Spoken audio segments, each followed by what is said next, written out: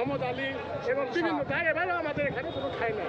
আমাদের জনগণের নেতা আমাদের এই জলঙ্গি বর্ডারের যে উন্নয়নের কাজ 90-র দশকে ইউনিট সরকার করেছিলেন, তাতে সেখানে বান্ধনের কাজ করেছে এবং আমাদের পুনর্বাসন করেছে আমাদের মানুষের নদীর পাড়ে গিয়ে।